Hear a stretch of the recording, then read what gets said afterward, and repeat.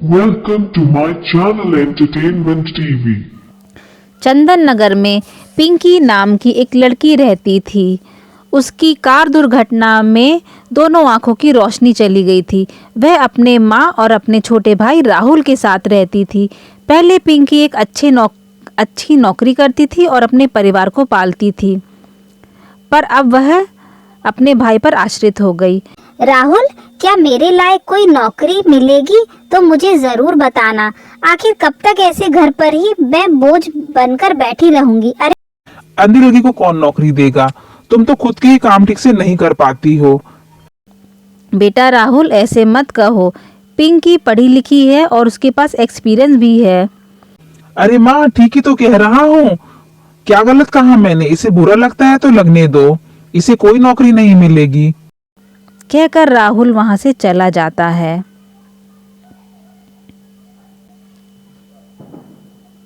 बेटा पिंकी, राहुल की बातों का बुरा नहीं मानना। सब ठीक हो जाएगा, तुम्हें नौकरी भी मिल जाएगी। नहीं माँ, राहुल ठीक ही तो कह रहा है। आखिर कब तक मैं उस पर बोझ बनूंगी। शाम को राहुल ऑफिस से लौटते ही, पिंकी, क्या कर रही हो यहाँ पर बैठकर? माँ, मुझे चाय बना कर दो। हाँ बेटा, अभी लाती हूँ। पिंकी, तुम माँ की हेल्प क्यों नहीं कराती हो? खाना बनाने में, घर के काम करने में बस यूं ही फालतू बैठी रहती हो और मुफ्त की रोटियां तोड़ती रहती हो। जाओ। हाँ राहुल, मैं अभी तुम्हारे लिए चाय बना कर लाती हूँ। कहकर पिंकी किचन में चली जाती है। अचानक टूटने की आवाज आती है। अरे, क्या तोड़ दिया तुमने पिंकी? राहुल किचन में देखता है तो देखा कि कांच के बर्तन जमीन पर बिखरे पड़े हैं।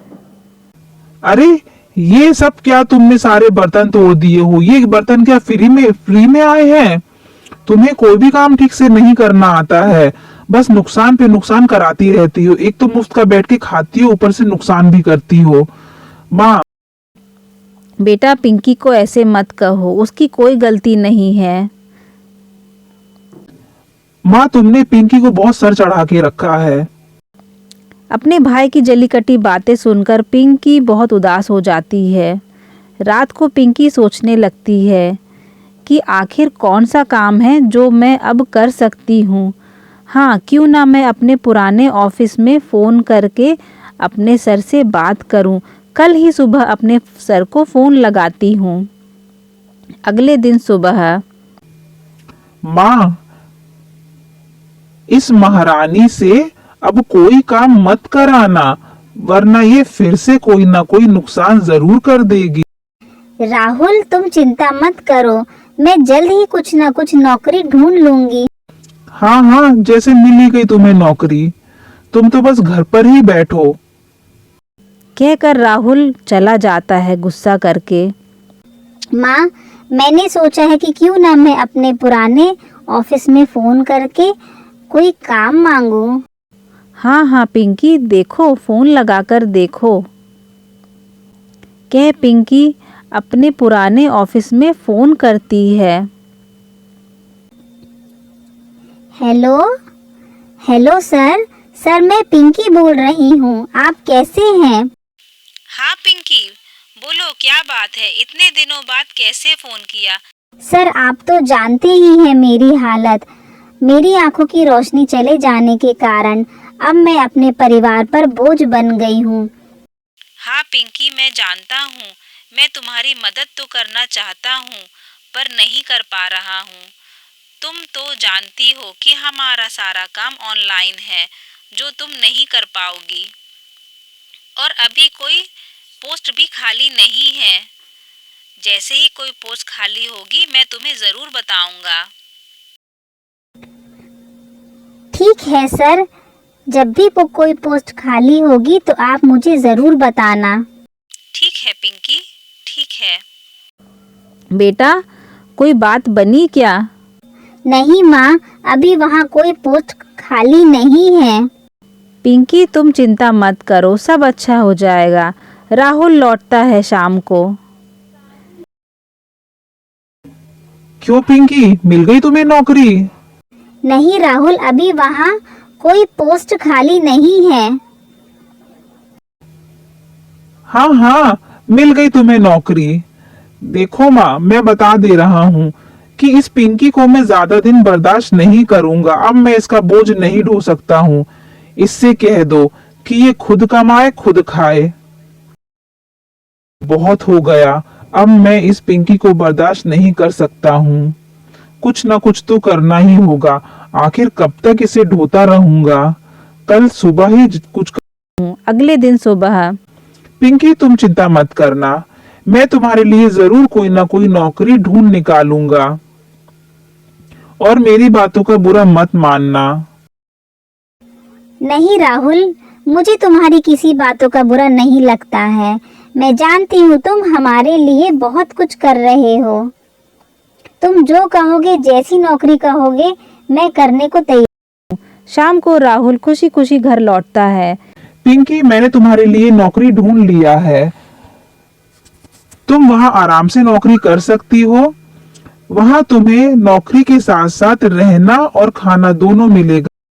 राहुल, ये तो बहुत अच्छी बात है। मैं बहुत खुश हूँ कि तुमने मेरे लिए नौकरी ढूंढ ली है। पिंकी, अभी हमें वहाँ चलना होगा और जल्दी करो वरना रात हो जाएगी। हाँ हाँ ठीक है राहुल, हम अभी चलते हैं।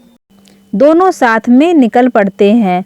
बहुत देर चलते चलते पिंकी, अब तुम यहीं रुको, मैं बॉस से बात करके आता हूँ, फिर तुम्हें ले जाकर बात करा देता हूँ। ठीक है राहुल, मैं तुम्हारा यही इंतजार करती हूँ। कह के राहुल वहां से चला जाता है। बहुत देर इंतजार करने के बाद जब राहुल नहीं लौटता है तो पिंकी परेशान हो जाती है। वो इधर उधर अपने भाई को ढूंढने लगती है। राहुल कहाँ हो? राहुल, मेरे भाई राहुल कहाँ हो? पिंकी यहाँ वहाँ अपने भाई को ढूंढने लगती है। टक टक करती हुई लाठी से देखती है वो यहाँ वहाँ। अचानक उसकी लाठी एक कांच की बोतल से टकरा जाती है।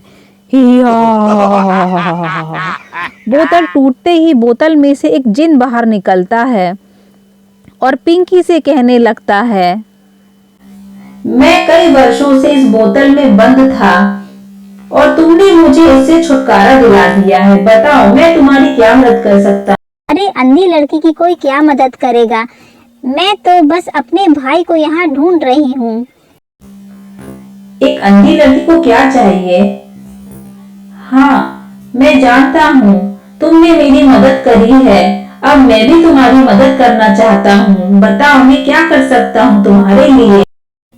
एक अंधी लड़की को क्या चाहिए? बस आंखों की रोशनी चाहिए है ताकि मैं अपने भाई को देख सकूं। और मैं कोई नौकरी भी करना चाहती हूँ। मैं तुम्हारे आंखों की रोशनी तो नहीं लौटा सकता, लेकिन तुम्हें जादुई चश्मा देता हूँ जिससे तुम्हें सब अच्छे से ठीक नजर आएगा। ये लो। अरे वाह, मुझे तो सब नजर आने लगा है, मुझे तो सब दिखने लगा है। आपका बहुत बहुत शुक्रिया। आपने मुझे एक नया जीवन दिया है। तुम्हारा भाई तुम्हें यहाँ मरने के लिए छोड़ गया था। अब वो करता भी तो क्या करता, उसकी कोई गलती नहीं है। मैं उस पर बोझ जो बन चुकी थी। सुन जिन वहां से चला जाता है।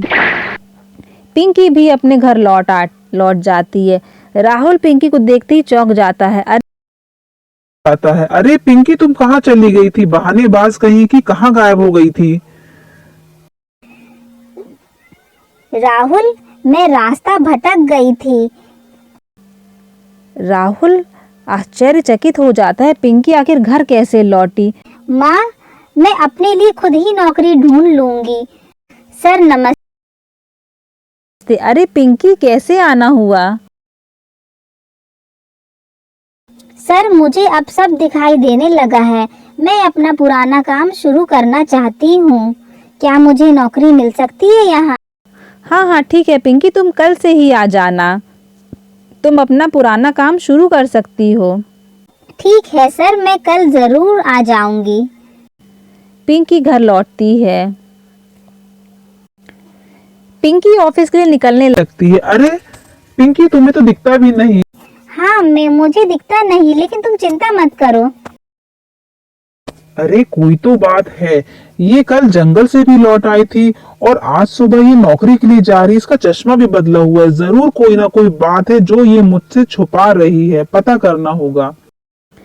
पिंकी पहले की तरह साइकिल में अपने ऑफिस जाने लगती है, अपने सारे काम वक्त पर करने लगती है और राहुल देख देख कर यह आश्चर्यचकित हो जाता है। पिंकी आखिर ये सारा काम कैसे कर रही है, पता करना होगा। पिंकी, जरा ये अपना चश्मा तो बताओ, ये कुछ अलग लग रहा है। बताओ आखिर क्या बात है जो तुम। अरे नहीं राहुल, ऐसी कोई बात नहीं है। ये चश्मा मुझे किसी ने दिया था। ये लो, देख लो। अरे अरे, ये चश्मा तो मेरे हाथों से छूटकर गिर गया और लो, टूट भी गया। पिंकी, तुम चिंता मत करना, मैं तुम्हें पैसे दूंगा और तुम दूसरा चश्मा। अरे राहुल, ये तुमने क्या किया? ये जादुई चश्मा था। तुमने तो मेरा जीवन फिर से बर्बाद कर दिया। पिंकी, तभी तो मैं सोचूं कि ये जादुई चश्मा है, तुम्हें नजर कैसे आ रहा था? राहुल, तुमने मेरा जीवन फिर से बर्बाद कर दिया। तुमने तो मुझे जंगल में मरने के लिए छोड़ दिया था और एक जिन ने मुझे ये चश्मा दिया था। अब तुमने इसे तोड़ दिया। अब मैं क्या करूं, बताओ मुझे। इतने में ही जिन वहां पर फिर से प्रकट हो जाता है। राहुल जिन को देखकर डर जाता है। जिन कहता है, पिंकी, तुम चिंता मत करो, वो चश्मा टूट गया तो क्या होगा, मैं तुम्हें दूसरा चश्मा देता हूँ, ये लो। पिंकी यह देख बहुत खुश हो जाती है और राहुल डर जाता है। राहुल, तुमने पिंकी का चश्मा तोड़ दिया जो मैंने उसे दिया था। तुमने तो उसे जंगल में मरने के लिए छोड़ दिया था। तुम अच्छे भाई नहीं हो। अब मैं तुम्हारी भी आंखों की रोशनी छीन लेता हूँ, ये लो। मुझे माफ कर दो, मुझे माफ कर दो, मुझे कुछ नजर नहीं आ रहा है, मुझे माफ कर दो। आइंदा मैं ऐसा कभी नहीं करूंगा। मैं पिंकी को कभी परेशान नहीं करूंगा। मुझे माफ कर दो। जिन भाई, राहुल को माफ कर दो। इसकी कोई गलती नहीं है। मैं नहीं चाहती हूँ कि जो तकलीफ मैंने झेली हूँ वो तकलीफ कोई और झेले। इसे माफ कर दो। ठीक है, तुम कहती हो तो मैं ऐसे माफ कर देता हूँ। ये लो अपनी आंखों की रोशनी। देखो राहुल, आइंदा ऐसा मत करना। अगर तुमने पिंकी को परेशान किया तो मैं तुम्हें फिर से अंधा बना दूंगा। जिन वहां से चला जाता है। राहुल भी सुधर जाता है और वो खुशी खुशी अपने बहन के साथ घर जाकर खुशी खुशी अपना जीवन बिताता है और अपनी बहन को वो फिर कभी परेशान नहीं करता। शिक्षा, ज़रूरतमंद व्यक्ति की हमेशा मदद करनी चाहिए। खुद से छोटा पाकर कभी किसी को परेशान नहीं करना चाहिए।